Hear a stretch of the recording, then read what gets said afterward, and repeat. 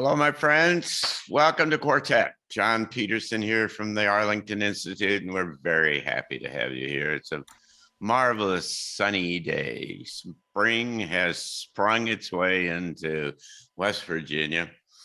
And so I'm joined, as I am all of every time, most every time, at least, by my friends, by Kingsley Dennis, coming to us from England. How are you, Kingsley? Hello, John. Hello, everyone. Always a pleasure to be here. Yeah, and Penny Kelly in Michigan. Hello, Penny. Good afternoon. It is wonderful to see you guys and have some intelligent conversation. So, Yeah, well, we'll try to make that one work. And Gregg okay. Braden, our friend Gregg Braden from down in New Mexico. Hi, Greg. Hey, it's good to be with everyone. Thank you, John. I'm coming to you from just outside of Santa Fe, and I'm really looking forward to this conversation today. Thank you. All right. Well, thank you, my friends. Now, let's go to our topic for today. We're going to talk about oneness and what is oneness. This is a term that is bandied about all over the place by all kinds of folks. And there are all kinds of assumptions that are embedded with the way people talk about oneness. And the fact that there are multiple assumptions about something called oneness means that it's not very well understood, right? It's not one.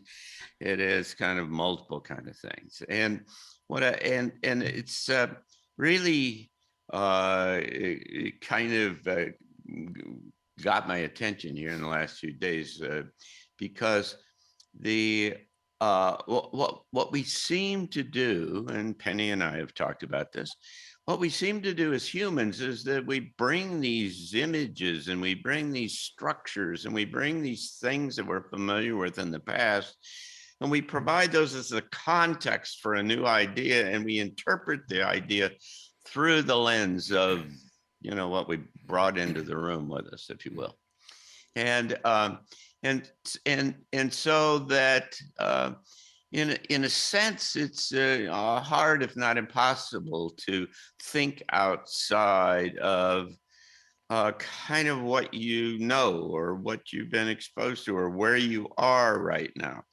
Let me just read you a couple of statements here. This is from Walter Russell. The thing that was interesting about him was that every 7 years throughout his life, he'd go out into the woods, and for a whole day, the angels or God or whoever would come and kind of talk to him and explain to him an expanded kind of sense of how the reality worked.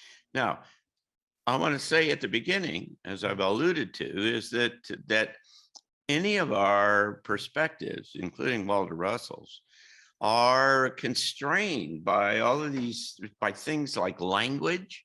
I mean, you're not going to talk about something that you can't talk about, right? That you can't articulate, that you can't make sense out of. Walter Russell says, your mind is God's mind. Your thinking is God's thinking. Your creative processes are God's processes. For there is but one knower, one thinker, and one creator in the universe. God is all there is. You are all there is. And then he says, in meditative communications with God, you become aware of that. So there's this kind of entering argument, if you will. Russell says, interestingly, your universe is your mind idea of what you are. So that is to say that the universe that is presented in front of us, the reality that we experience all the time, is a direct derivative of our mind idea that is empowered, makes it, now we get into the problem areas because it's hard to do this, but you're an extension of God, and it's not him, as he always talks about here. He calls God him, which is another part of the problem, is but you always want to have this kind of two sides of this, kind of the empowering or the energetic side, and then the resultant response, the human response, and how do these kind of work together? And you miss the point that they are the same, and that there is some way that we have not yet fully figured out how to explain all of this. And then here, this is interesting, because here's where the twist comes and where the problem is with how you apply all of this. He says, God will give you whatever you ask. Fulfill your desire no matter what you desire. You can make yourself into the kind of person you desire, whether bishop, poet, or thief, for the whole universe will work with you to fulfill your desire if you work within its law. Okay, we all like the back end of the thing, and we agree that that works. But what he said was, God will give you whatever you ask. Well, that means God's out there. That's not God as me, because the appropriate kind, if you follow the logic here, the appropriate thing would say, I can give myself anything that I want. So I was gonna start out by saying something really sassy, like oneness. It's a hackneyed New Age term that's used to make you believe you're missing something, and you should join the New Age in order to figure out what's missing. And then I thought, oh well, maybe I should be more serious. And so I ended up thinking, for me, it's so simple. I run into the same problem you were just talking about. It's hard to come up with the language, because you have to find a bridging language that will bridge to the old ideas that people have, because everybody, even when I'm working with my students, they are trying to shoehorn, to take that term you use, the ideas, the things I'm teaching, into their old structure of concepts and assumptions, and none of those are accurate. So it makes for what I'll call a slow understanding. So a couple things. I'm just going to say oneness refers to the fact that we are made of frequencies that produce light, and those frequencies are the intelligence of God in action. When the frequencies are moving and you enter into total stillness, you enter into this extraordinary bliss, and it's like a frozen orgasm. Let's get a little personal here. And that then is enough to capture you right there. There's no sense of self, no past, no future, no other. As soon as that, and I don't know what to call that stuff. I call it God stuff. Sometimes I call it ether. But whatever that stuff is, as soon as it starts to move, then you have the capacity for action, for thinking, for feeling, for everything. The first thing it brings is the capacity to feel. Oh, I feel something's moving, etc. And you then become an individual. We aren't dust. Thou art dust. No, thou art light. So by God, shine. Let's go to the question, God gives you what you ask. Okay? So the power of the God within is the power to create. One of the things that we create is the external facade of a self out there in the world. So if you're in alignment with what that God self within is doing, you will get what you ask for. Where's the conflict? It comes in with the programming experienced by the external self, the body, who says, oh, I need to pay my bills. Oh, I need to have a job. Oh, I need to, do this or do that. And so you begin to listen to the external world, which has long been known as the Great Satan. And instead of listening to, what does my heart say I need to be doing right now? A whole different perspective is needed. And once you adopt that perspective, there's no more need for religion. Yeah. And that's a huge obstacle on the path to enlightenment for many people. They are afraid of, what they were taught when they were young. And so they're trying to bring that along with them. And that it doesn't work. You can go back and, I tell people, put that aside. Don't abandon it. Put it aside. Understand how nature, how the world or the nature of reality actually works, and then go back and collect the little pieces that you think will fit in and that won't hamper you. We have to begin first by acknowledging that we're attempting to describe a state of unity through a language that's based in separation. The English language is all about here and there, then and now, past and future. Indigenous languages like Hopi, there is no place. They have no words for over there. Everything is present now. They have no words for the future and the past because it's all alive and present and now. So we're limited right there. I think when this is a beautiful place where science, spirituality come together in a way that applies in our society. Because what we're doing, we're talking about oneness, but I think many people confuse, especially the New Thought community, confuses oneness with connection. And there's a difference here. So physics tells us with reasonable certainty that in the beginning of our universe, there was a single piece of matter about the size of a green pea. And that as the universe began to expand and separate physically, we were still connected energetically through what's called entanglement. And that entanglement continues today. So from the perspective of entanglement, we are connected to one another in all things, but that doesn't mean that we are one or the same with all of those things. And so the implications of that, and I've studied this, I've spent years of my life studying this, John, it's fascinating. From a quantum perspective, what we claim to be true in our hearts and our minds is what we experience in our lives. And the adage, ask and ye shall receive, the biblical adage, is a Reader's Digest translation from a larger text. And I have studied this text. I went to see the original text in Egypt. I wanted to see the actual manuscript from the Gospel of Thomas, where it was before the Reader's Digest translation.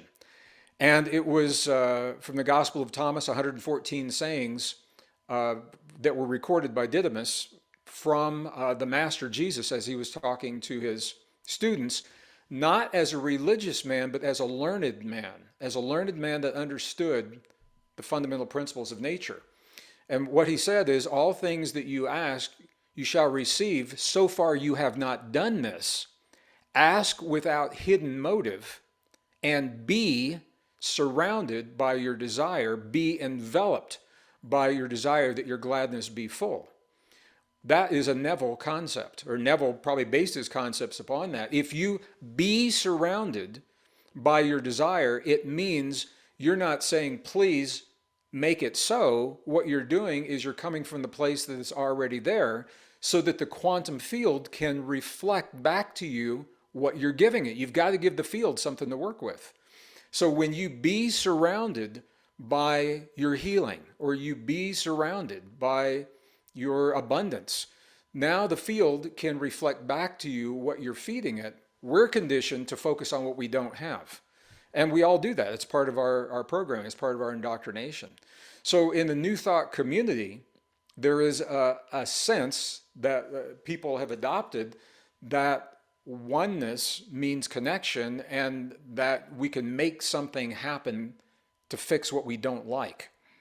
And the problem with that is that we have in our globalized entanglement, our universal entanglement, we have autonomy, localized autonomy. And physics is all about probabilities.